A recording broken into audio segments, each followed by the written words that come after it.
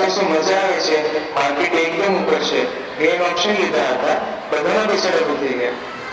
મેં થોડા સમય પહેલા બિટકોઇનમાં પૈસા લગાડ્યા, 3 ગણા થઈ ગયા. શું વાત કરો છો? એટલા પૈસા ફાસ્ટ ડબલ થઈ ગયા? હા તો આપણે એક કામ કરીએ, આપણા સગા સંબંધી, સમાજ, વીસી જે વ્યાજે દરે પૈસા મળે બધા ઉપાડી લઈએ અને શેર માર્કેટમાં ફ્યુચર અને ઓપ્શનમાં લગાડીએ. રાતોરાત કરોડપતિ બની જશું. મર્સિડીઝ BMW ગાડી ઘરે આવશે, હાથમાં iPhone 15 હશે. હા, હું હમણાં જ ઉધારે 10 લાખ લઉં છું અને આપણા બધાના નામની વીસી ઉપાડી લઉં છું. હું સમાજમાંથી આપણા બધા નામે પૈસા ઉપાડી લાવું છું. હવે આ પારને કરોડપતિ થતા કોઈ નહીં રોકી શકે.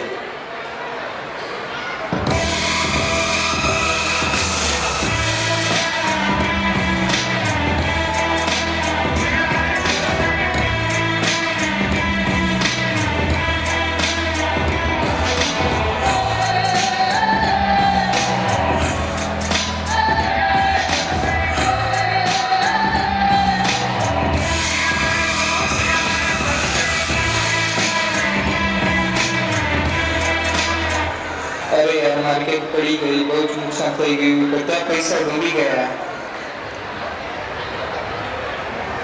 હવે શું કરશું? સમાજ, વીસી, લોન ક્યાંથી ચૂકવશું?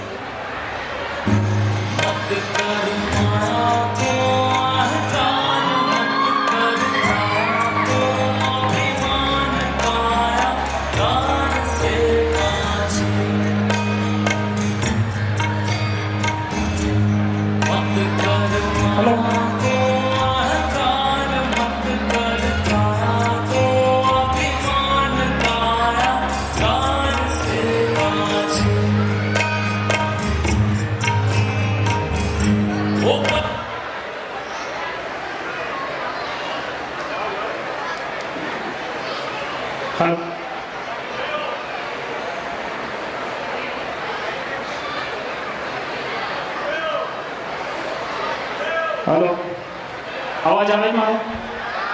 તો પછી બાબા કી જય બોલો, વાપસ બોલો, બાબા કી.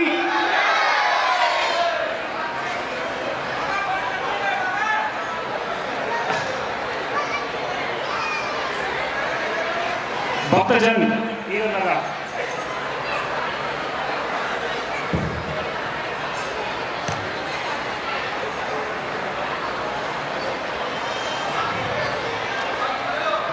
તમે બધા બાબાના દરબારમાં સમય કાઢીને આવ્યા, સારો એવો ફાળો લગાવ્યો, એ બદલ હું આપનો આભાર છું. તમે મારા સુખ સુવિધા, મારા આશ્રમની કેટલી ચિંતા કરો છો, હું આપ સૌનો આભારી છું. હવે જેને સૌથી વધારે ફાળો લખાવ્યો હોય એ એનો પ્રશ્ન પૂછી શકે છે.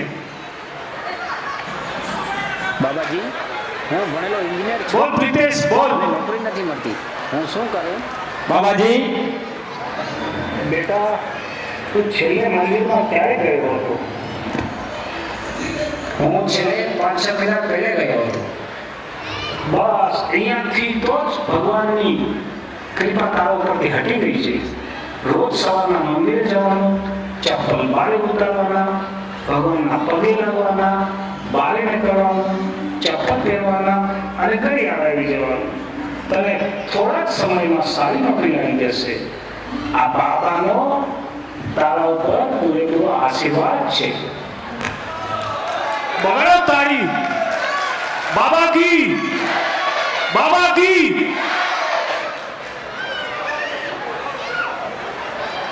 શીતલ, તે સૌથી વધારે ફાળો લગાવે છે. બોલ, તારો પ્રશ્ન શું છે? મારો ઘરવાળો મારી તરફ ધ્યાન દેતો નથી, મારા માટે ક્યારેય ગિફ્ટ લાવતો નથી. બાબાજી, કોઈ ઉપાય બતાવો. તે છેલ્લે પાણીપુરી ક્યારે ખાધી હતી? મેં હમણાં જ 4 દિવસ પહેલા ખાધી હતી. હું અને મારી બહેનપણી શાક લેવા જઈએ ત્યારે 2 થી 3 દિવસમાં એકવાર તો ખાઈએ જ. તું જ્યારે પાણીપુરી ખાવા જાય છે ત્યારે પાણીપુરી વાળો તને એક પાણીપુરી બનાવીને ખવડાવે છે કે એક સાથે 6 પૂરી બનાવી અને ડીશમાં નાખીને આપે છે?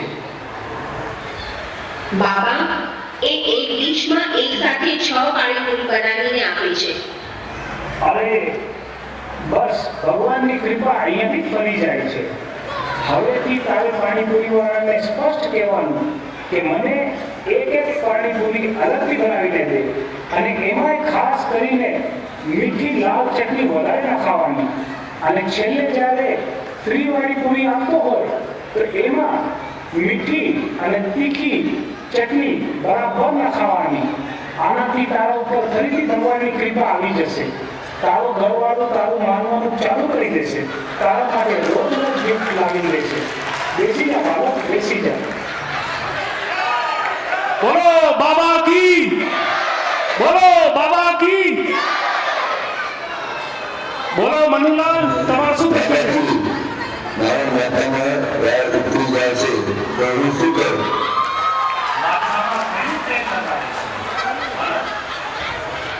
બાબા બધા તે કોપરેલ કંટ્રોલ એનું તેલ લગાવીને જોયું.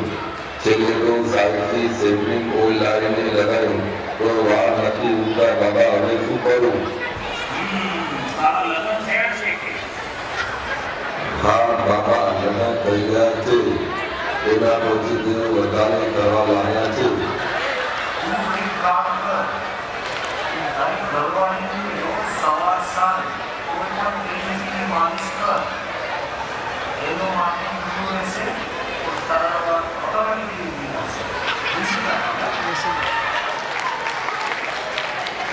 બોલ હર્ષ, બોલ, તારો શું પ્રશ્ન છે?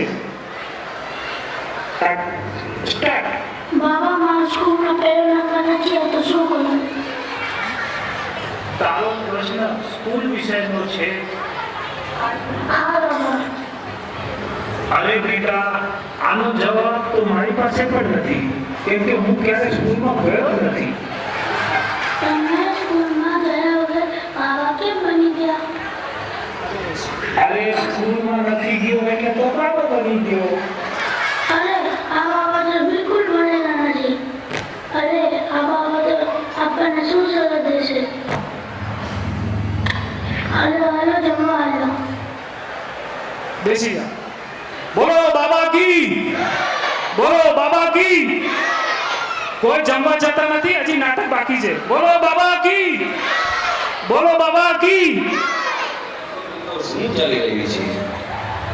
આ વિધર્મીઓ કેવા કેવા ઢોલ રચીને આપણા ભોળા ભક્તોને ગેરમાર્ગે દોરી રહ્યા છે.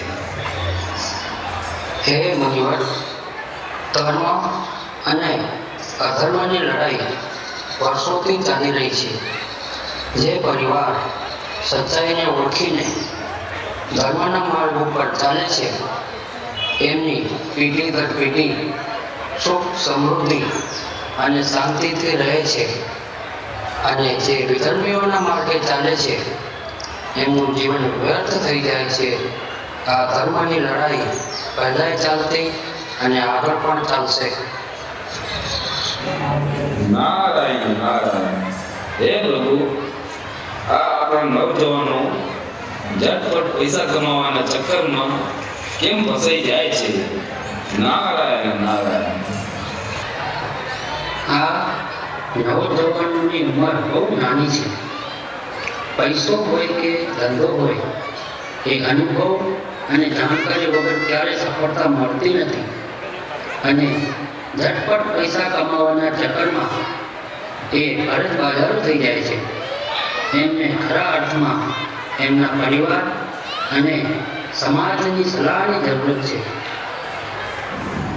નારાયણ નારાયણ. હે પ્રભુ, આ કેવા કેવા નવા બાબા પૃથ્વી લોક ઉપર આવ્યા છે, અને તો એ સમજણ મને નથી પડતી કે આપણા લોકો કેવી રીતે એની માયાજાળમાં ફસાઈ જાય છે. નારાયણ નારાયણ. જે મનુષ્યને પોતાની જાત ઉપર વિશ્વાસ નથી, એ આવા બાપાઓની માયાજાળમાં ફસાવાનો છે.